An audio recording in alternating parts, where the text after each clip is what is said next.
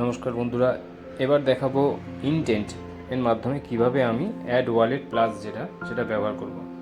Intent বলতে এখানে দুটো ইনটেন্টই কাজ করবে, এক হচ্ছে পেটিএম, দুই হচ্ছে গুগল পে। তো অ্যাড ওয়ালেট প্রেস করলাম, করে আমি 12 টাকা লিখলাম অ্যাড মানি করার জন্য। অ্যাড মানি প্রেস করলাম, করলে সেম একই রকম একটি পেজ ওপেন হবে, পেজ গেটওয়ের। এবার দেখুন নিচে লেখা আছে পেটিএম আর গুগল পে সাইন দেওয়া আছে, পে ভায়া গুগল পে। তো আমি পে ভায়া গুগল পে সিলেক্ট করলাম, করে দেখুন গুগল পে অ্যাপস, এখানে অন্য কোনো কিছু সিলেক্ট করলে হবে না, শুধুমাত্র গুগল পেই কাজ করবে। জিপে আমি ক্লিক করলাম,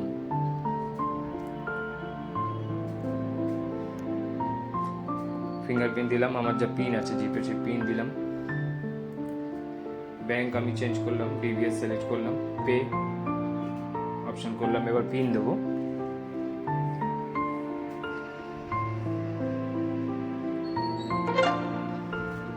पेमेंट सक्सेस हो गया।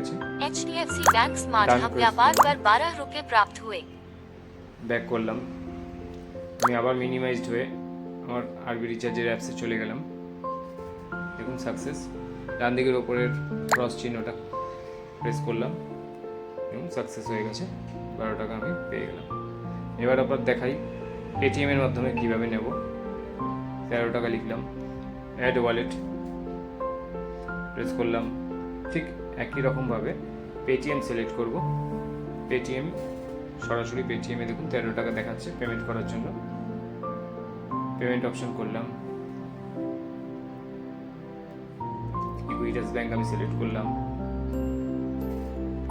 পিন দিলাম ইকুইটাস ব্যাংকের।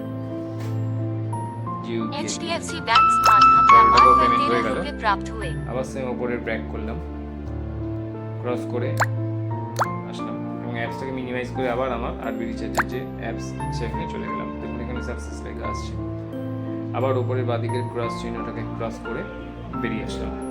দেখুন সাকসেস হয়ে গেছে, 13 টাকা সেটা দেখাচ্ছে।